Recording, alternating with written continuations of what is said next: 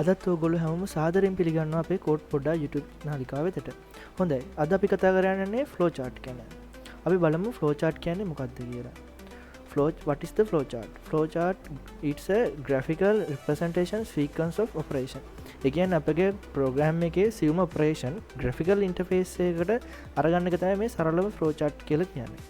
එතකොට අපි මේ flow chart එක නිර්මාණය කිරීමේදී අත්වන වාසි ගොඩාක් තියෙනවා. අපේ කෝඩ් එක visually තව කෙනෙක්ට රිප්‍රසන්ට් කරන්න පුළුවන් විදිහට ගන්න පුළුවන්. එතකොට අපේ කෝඩ් එක ඔප්ටිමයිසේෂන් වලට, ඇනලයිසින් පාර්ට් එකට, ඒ වගේ ගොඩක් කරුණු කාරණා වලට මේ ෆ්ලෝ chart එක නිර්මාණය කිරීමෙන් අපිට ගොඩ ඇඩ්වාන්ටේජස් ගන්න පුළුවන්. තවත් කීපයක් මම ඔයාලට මේ ස්ලයිඩ් එකේ දාලා තියෙනවා. එතකොට ෆ්ලෝ chart එක නිර්මාණය කරනකොට අපිට ඊට අදාළ බ්ලොක්ස් වර්ග තියෙනවා, සිම්බල්ස් වර්ග තියෙනවා. අපි බලමු මේ බ්ලොක්ස් මොනවද, ඒ සිම්බල්ස් වර්ග මොනවද කියලා. ඒකට අපි යනවා draw.oy වෙබ්සයිට් එකට. ඒකදී ඔයාලට බලා ගන්න පුළුවන්. මෙන්න මේකින් තමයි අපි ෆ්ලෝ chart එකක් ස්ටාර්ට් කරන්නේ. එතකොට මේ බ්ලොක්ස් එකෙන් අපි ෆ්ලෝ chart එකට ඉන්පුට්ස් ලබා දෙනවා. නේම් එකක්, නම්බර් එකක්, ඒ වගේ ඕන දෙයක් මේ ඉන්පුට් බ්ලොක් එක ඇතුලේ තමයි අපි ෆ්ලෝ chart එකට හඳුන්වා දෙන්නේ. එතකොට මේ process මේ බ්ලොක් එකේ මේ process බ්ලොක් එක මේකදී අපිට පුළුවන් ෆ්ලෝ chart එක සියලුම කැල්කියුලේෂන් පාර්ට් කරන්න. එකතු කරන්න, අඩු කරන්න, බෙදන්න, ගුණ කරන්න, ඒ ඕනම දෙයක් මේ process මේ බ්ලොග් එක ඇතුලේ කරන්න පුළුවන්. එතකොට මේක ඩිස්ප්ලේ. මේකෙන් පුළුවන් අපිට ඒ දැන් සාමාන්‍යයෙන් අපි හිතුවොත් නම්බර්ස් දෙකක එකතුව සම් එක අපිට ඩිස්ප්ලේ කරන්න ඕන නම් මේ ඩිස්ප්ලේ බ්ලොක් එකෙන් තමයි ඒක ඩිස්ප්ලේ කරන්නේ. එතකොට මේ end බ්ලොක් එක අපේ සමස්ත ෆ්ලෝ chart එකේ ඉවර වෙන තැනට මේ end බ්ලොක් එකෙන් අපිට ඉවර කරන්න පුළුවන්. එතකොට ඔයගොල්ලන්ට බලා ගන්න පුළුවන් මේකේ start බ්ලොක් එක, end බ්ලොක් එක දෙකම සමාන බ්ලොක්ස් තමයි පාවිච්චි කරලා තියෙන්නේ. ඒ වගේම input බ්ලොක් එක, ඩිස්ප්ලේ බ්ලොක් එක, මේ දෙකටත් එකම වගේ බ්ලොක් දෙකක් තමයි පාවිච්චි කරලා තියෙන්නේ. මේ process බ්ලොක් එක තමයි වෙනස්. හොඳයි, අපි මේ වෙනකොට flow chart එක පාවිච්චි කරන සියලුම බ්ලොක්ස් ගැන කතා කරලා ඉවරයි. එතකොට මේ අපේ flow chart වර්ග තව කොටස් තුනකට බෙදෙනවා. ඒ තමයි sequence flow chart, selection flow chart, represent flow chart. බලමු අපි sequence flow chart කියන්නේ මොකක්ද කියලා. sequence flow chart එකේ ගාලායම හරි සරලයි. ස්ටාර්ට් එකක් ගන්නවා, ඉන්පුට් එකක් කරගන්නවා, ප්‍රොසෙස් එකක් කරනවා, ඩිස්ප්ලේ කරනවා, එන්ඩ් කරනවා. හරිම සරලයි ගාලායමක් තමයි මේ sequence flow chart එකේ තියෙන්නේ. එතකොට selection flow chart. selection flow chart එකේදී අපි ලබා දෙන ඉන්පුට් එක select කරනවා. ඒ කියන්නේ දැන් අපි හිතමු මේකේ අපි බෝලයක් කියන එකක් ඉන්පුට් කරා. මෙතෙන්දි බලනවා බෝලය සුදු පාටද කහ පාටද කියලා. සුදු පාට යන yes නම් එක ප්‍රොසෙස් එකක්, කහ පාට යන තව ප්‍රොසෙස් එකක්. ඊට පස්සේ තමයි ඩිස්ප්ලේ එක වෙන්නේ. එතකොට මේ සිලෙක්ෂන් ෆ්ලෝ chart එකේදී සිලෙක්ෂන් එකක් තමයි සිදු වෙන්නේ. හොඳයි, අපි කතා කරන ඊළඟ ෆ්ලෝ chart වර්ගය තමයි iteration flow chart. මෙතනදි කලින් ෆ්ලෝ chart වගේම තමයි start block එකේදී start වෙලා input block එකේදී අපිට අදාළ input එක ලබා දීලා මෙතන function selection block එකේද මෙතෙන්දි වෙන්නේ සරලම loop in එක. මේ selection block එකේ through වෙන හැම අවස්ථාවකම එකම process එක නැවත නැවතත් සිදු වෙමින් අවසානයේ මේක නොවන අවස්ථාවේදී අදාළ output එක display වෙලා end block එකකින් end වෙනවා.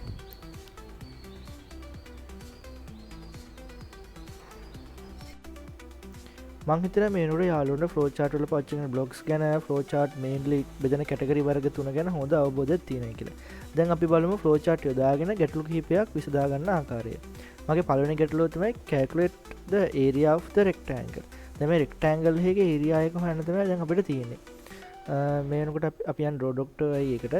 ඒකෙදි මම මේ වෙනකොට මේ ගැටලුව විසඳලා තියෙන්නේ ඔයාලගෙත් මගෙත් වෙලාව ඉතුරු කරගන්න. හොඳයි. මේකෙදී අපි ස්ටාර්ට් එකක් කරන් තියෙනවා ස්ටාර්ට් බ්ලොක් එකකින්. එතකොට අපේ rectangle එකේ area එක අරගන්න length එකයි height එකයි width එකයි තමයි අපිට mainly on කරන්නේ. එතකොට ඒ input කරගන්නවා length එකයි width එකයි.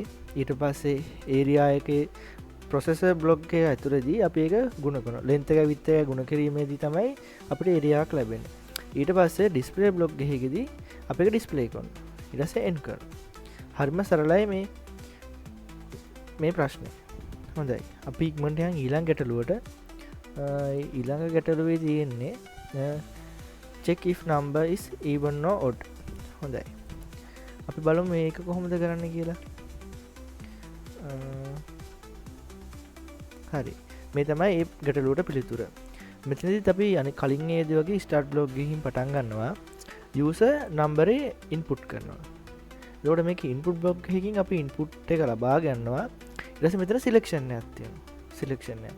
මෙතෙන්දී අපි odd the event ඒ කියන්නේ ඔත්තේද ඉරත්තේද යන්න බලා ගන්න මේක ඇතුළේ අපි කැල්කියුලේෂන් පාර්ට් එකක් කරලා තියෙනවා.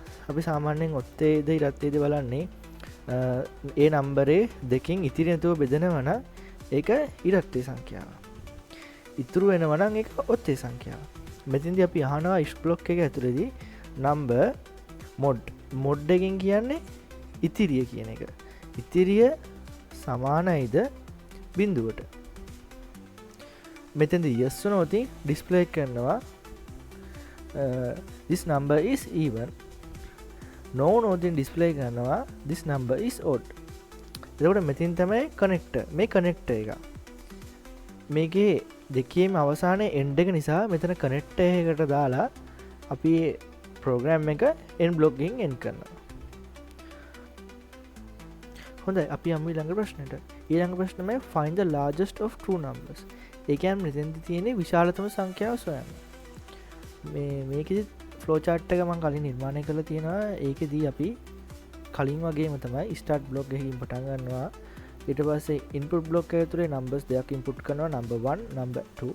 එතකොට මෙතන selection එකක් තමයි තියෙන්නේ. මෙතනදී අහලා තියෙනවා number 1 විශාලයිද number 2ට වඩා. yes වුණොත් print වෙනවා display number 1 is larger. එක no වුණොත් display වෙනවා display number 2 is larger. මෙතෙන්දිත් connector එකක් යොදාගෙන අපි මේ connector එකක් යොදාගෙන මේ display blocks වල අවසානයේ end එකට සම්බන්ධ කරනවා. හොඳයි දැන් අපි යමු මේ වගේ තවත් ගණන් දෙක කිහිපයකට. මේකෙදි තියෙනවා simple greeting system. මේ කියලා බලුත් if mark 75ට වැඩි නම් හෝ සමාන නම් ඒකක් 75ට වඩා අඩුයි හා 50ට වඩා වැඩි හෝ සමාන නම් b 50ට වඩා අඩුයි නම් ෆේල් කරන්න. මෙතෙන්දී අපි කල්පනා කරලා බලන්න ඕනේ සිලෙක්ෂන් කීයක් තියෙනවද කියලා. එතකොට පේන විදිහට සිලෙක්ෂන් දෙකකින් මේක ඉවර කරන්න පුළුවන්. මොකද අපිට බලන්න තියෙන්නේ මේ යම්කිසි ලකුණක් 75ට වැඩි හෝ සමානයිද 50ට වැඩි හෝ සමානයිද කියලා තමයි මට හිතෙන්නේ. අපි බලමු ෆ්ලෝ chart එක ඇතුලේදී ඒක කොහොමද කරලා තියෙන්නේ කියලා. ඔව් මේක තමයි මම ඒකට නිර්මාණය කරපු ෆ්ලෝ chart එක. මෙතෙන්දිත් කලින් වගේ start block එකකින් පටන් ගත්තා. marks එක input කරා. අපි බලමු ඉස්සෙල්ලම selection එකක් දාලා මේ input කරපු marks එක 75ට වඩා විශාලයි හෝ සමානයිද කියලා. එතනදී yes වුණොත් display කරා a no එකක් වුණොත් අපි ආපහු selection එකක් දාලා බලනවා marks එක 50ට වඩා විශාලයි හෝ සමානයිද කියලා. ඒක yes වුණොත් display කරනවා b. දැන් මෙතෙන්දී 50ට වඩා විශාලයි හෝ සමානයිද නම් b ලබා දෙනවනේ. ඊට පස්සේ ආපෝසරයක් එක no වුණොත් ඒ කියන්නේ 50ට නොවන 50ට වඩා අඩු සංඛ්‍යා සියල්ලමනේ. එතකොට අපිට ආපහු සිලෙක්ෂන් එකක් දාන්න නැතුව පුළුවන් ඩිස්ප්ලේ කරන්න ෆේල් කියලා. හරිද? ඊට පස්සේ ඩිස්ප්ලේ සියල්ලගේම අවසානය අපි end block එකකට කනෙක්ට් කරනවා. එහෙම තමයි මේ ඊළඟ ප්‍රශ්නේ අපි සුළු කරන්නේ. හරිද? දැන් මම කතා කරන අන්තිම ප්‍රශ්නේ තමයි calculate the factorial of number. හරි. අපි බලමු මේ factorial number එකක් කියන්නේ මොකක්ද කියලා. දැන් කවුරු හරි මෙතන factorial number කියන්නේ මොකක්ද කියලා දන්නේ නැත්නම් Google එකේ search කරලා බලන්න පුළුවන් what is the factorial number කියලා. මම පොඩ්ඩක් වලට factorial number කියන්නේ මොකක්ද කියලා දෙන්නම්. දැන් කවුරු හරි එක්කෙනෙක් 5 factorial එක කියලා කිව්වොත් එතෙන්දී factorial number එක හැදෙන්නේ මෙහෙමයි. 5 ගුණ කිරීම 4 ගුණ කිරීම 3 ගුණ කිරීම 2 ගුණ කිරීම 1. ඉතින් වෙන්නේ 5 වරක් 4 20යි. 20ව 3ක් 60යි. 60ව 2ක් 120යි. 120ව 1ක් ඒත් 120මනේ. එහෙම තමයි ෆැක්ටෝරියල් නම්බර් එක හැදෙන්නේ. එතකොට පහේ ෆැක්ටෝරියල් නම්බර් එක මොකක්ද කියලා හොතින් අපිට කියන්න පුළුවන් 120යි කියලා. 6 ෆැක්ටෝරියල් නම්බර් එකත් ඒ විදිහට තමයි. 6 ගුණ කිරීම 5 ගුණ කිරීම 4 ගුණ කිරීම 3 ගුණ කිරීම 2 ගුණ කිරීම 1. ඕනම සංඛ්‍යාවක් මෙතනදී ඉන්පුට් කරොත් මේ විදිහට තමයි ෆැක්ටෝරියල් නම්බර් එක නිර්මාණය වෙන්නේ. අපි බලමු ෆැක්ටෝරියල් නම්බර් එක හොයන විදිය ෆ්ලෝ චාර්ට් එක කොහොමද ඒක හැදිලා තියෙන්නේ කියලා. ෆ්ලෝ චාර්ට් එක. හොඳයි. මෙතන පොඩ්ඩක් හිතන්න ඕන කාරණා දෙක තුනම තියෙනවා. අපි මෙතෙන්දී නම්බර් එකක් ඉන්පුට් කරනවානේ. හොඳයි.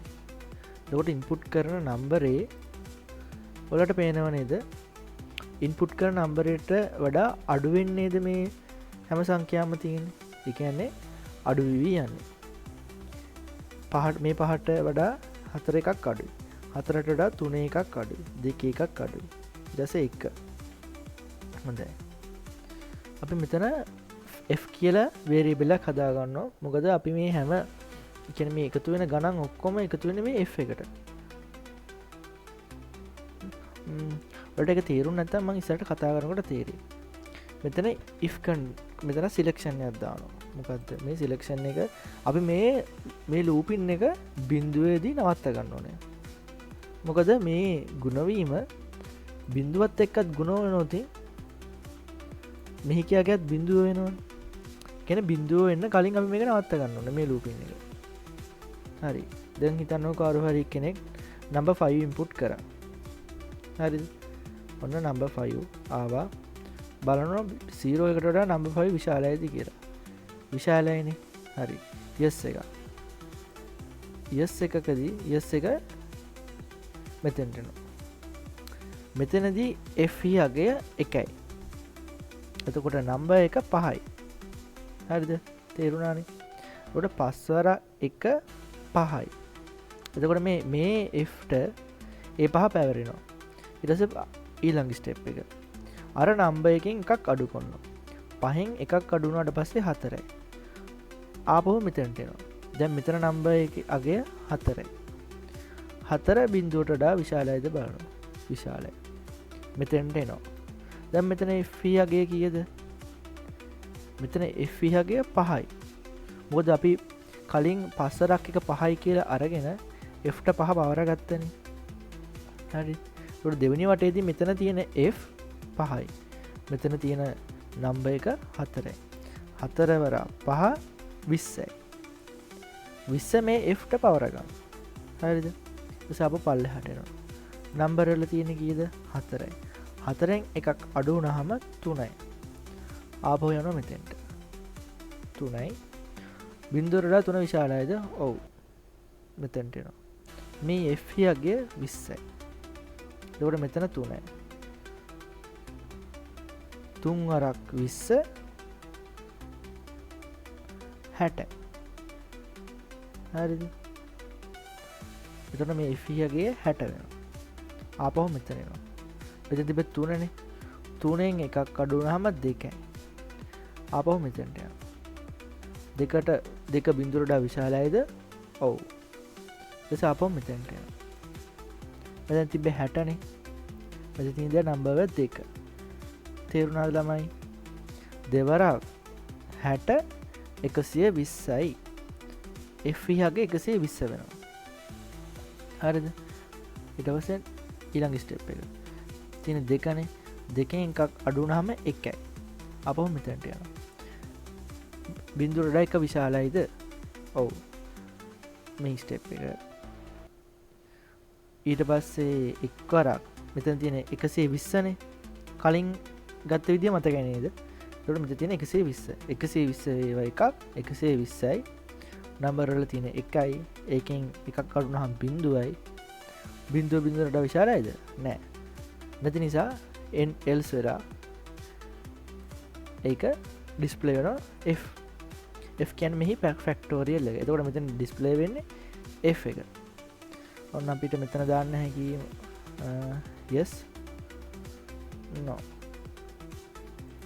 මෙතන yes no කියන එක අනිවාර්යෙන් දාන්න ළමයි.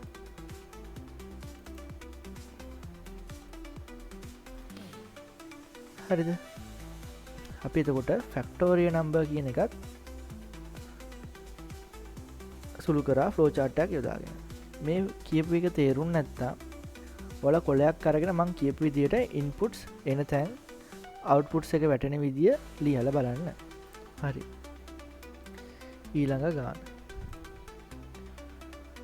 print number of number from 1 to 10 මං හිතන ඔගොලොන්ට මේක කරන්න පුළුවන් කියලා අපි දැන් ගොඩක් ෆ්ලෝ චාර්ට් ගැන කතා කරා ලූප් එකක් වෙන හැටි yes no selection මට හිතෙනවා ඔයගොල්ලන්ට මේක කරගන්න පුළුවන් කියලා.